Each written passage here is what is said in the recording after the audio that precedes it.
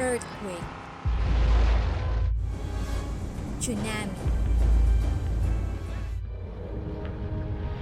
tornado,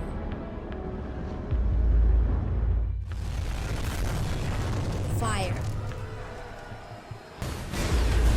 explosion,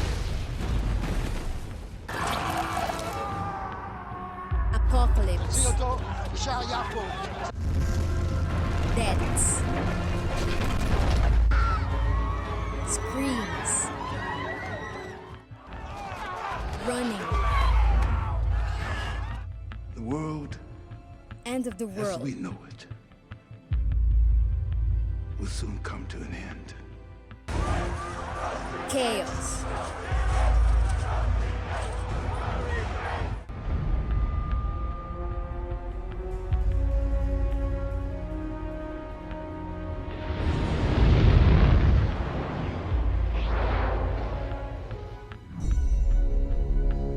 disaster, natural and biological. Back then, we might have thought that these kinds of disasters are too fictional to happen. I was made aware of a situation so devastating that at first I refused to believe it. But looking at Earth's situation nowadays, are that's impossible That's impossible.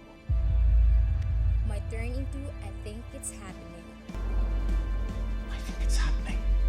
Let us show you our top 3 movies about natural disasters.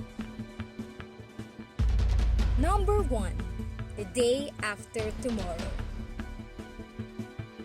After climatologist Jack Hall, played by Dennis Quaid, is largely ignored by UN officials when presenting his environmental concerns, his research proves true when an enormous superstorm develops, setting up catastrophic natural disasters throughout the world. Trying to get to his son, Sam, which is played by Jake Gyllenhaal, who is trapped in New York with his friend Laura and others, Jack and his crew must travel by foot from Philadelphia, braving the elements to get to Sam before it's too late. From the same director, Roland Emmerich, here's our second movie, 2012.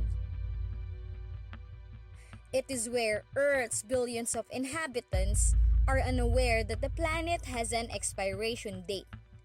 With the warnings of an American scientist, Dr. Helmsley, which is played by Chiwetel Ejiofor, world leaders begin secret preparations for the survival of selected members of society.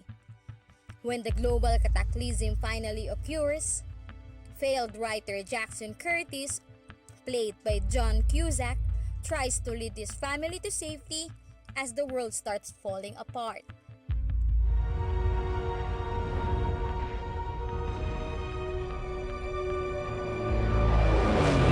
Number 3. Geostorm.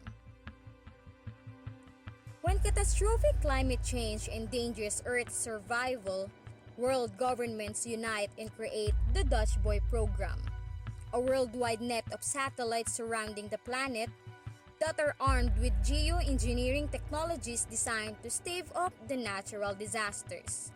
After successfully protecting the planet for 3 years, something is starting to go wrong.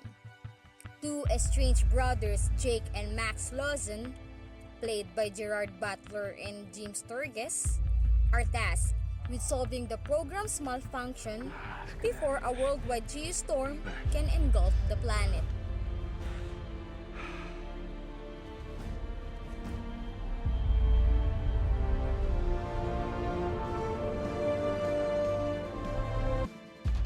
After natural disasters, let us proceed to our chosen 3 movies about biological disasters.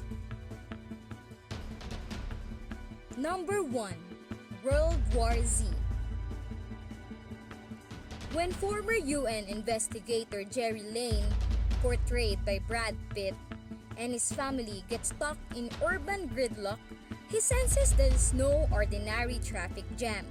His suspicions are confirmed when suddenly the city erupts into chaos. A little virus spread through a single bite is turning healthy people into something vicious, unthinking, and feral. As the pandemic threatens to consume humanity, Jerry leads a worldwide search to find the source of the infection, and with luck, a way to halt its spread.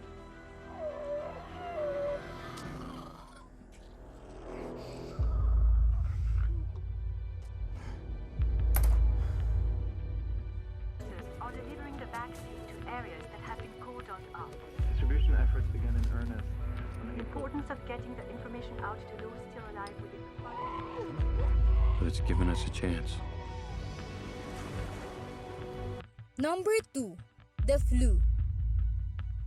It concerns a deadly strain of an avian influenza virus that is spreading like a wildfire across Bundang and threatens the population of metropolitan Seoul. Jang Yuk, a firefighter, and Su Wei, a doctor, played by Kang Ji-gu and Kim Min-hye, race against time to find a cure by searching for the host. Meanwhile, in a secure bunker, politicians, international clinical experts, and military tacticians try to develop a strategy of containment. Cognizant of the disastrous ramifications should the virus spread beyond the borders of Korea.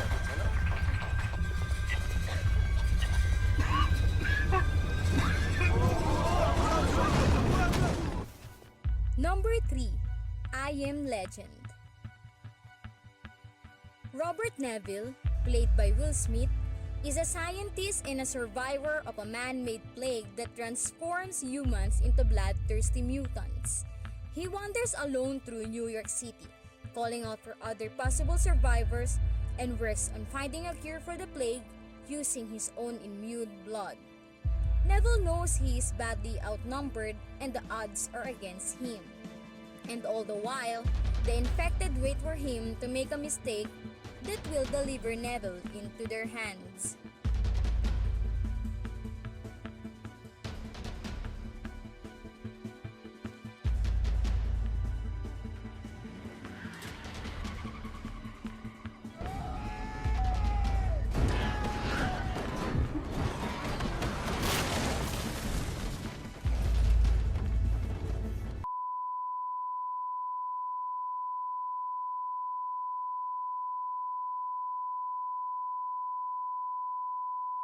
As we watch all the 6 movies, we had noticed that these all fall under a common denominator.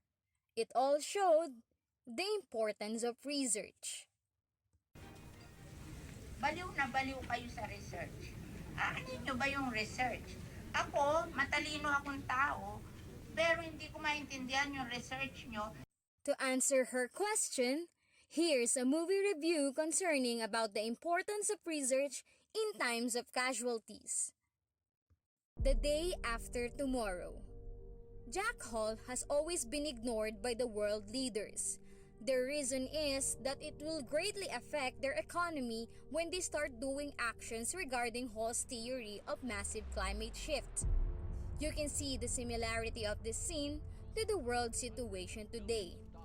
The world leaders are not doing environmental actions because their first priority is money. In the end, the leader realizes his mistake of not listening to Hall.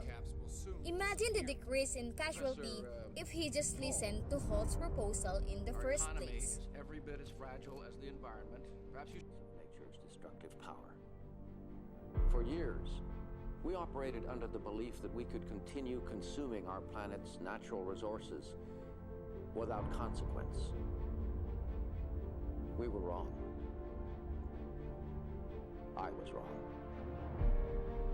The fact that my first address to you comes from a consulate on foreign soil. 2012. Unlike in the Day After Tomorrow, world leaders had listened to Dr. Helmsley, who is a geologist. He has been monitoring the sudden changes in the Earth. As a solution, the President of the United States ordered immediate evacuation for the people of America. It might not have saved the whole humanity, but because of his research, it had saved enough living things for the renewed Earth.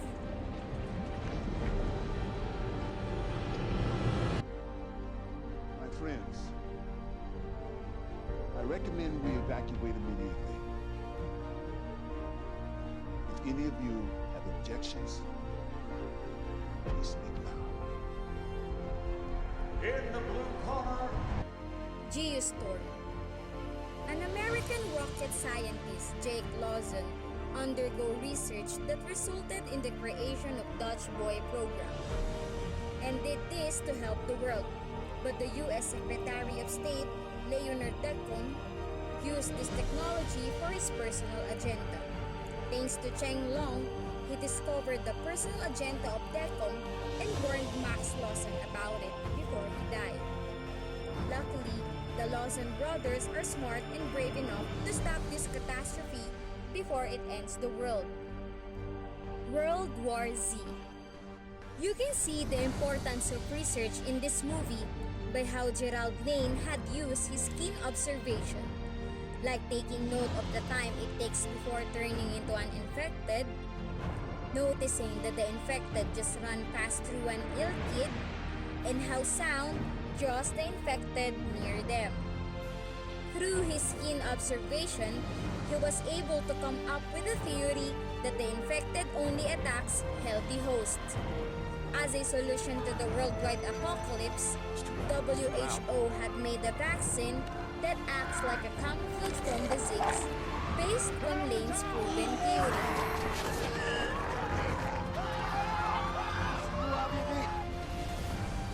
Only these things have a weakness. And that weakness is weakness. Our weakness. I have witnessed them literally bypass people. The flu. The importance of research was shown because the doctors were able to identify the kind of flu that hit Bundang.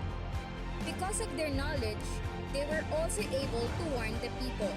But due to the incompetence of the government, they were prohibited to do so. In the end, when Monsai developed an antibody, Dr. Inhe was able to use it on her daughter Mireille and cured her from the flu. Eventually, Monsai died and Mireille became the carrier of the antibody. I Am Legend. The importance of research was shown in this movie by how Neville was able to come up with a cure despite of all the struggles he had encountered alone. This movie has two endings. The only difference between the two endings is Neville didn't die here, but both endings show that a cure was found. But in this alternative ending, he chooses not to use the cure. This means that he accepts these creatures to coexist with them.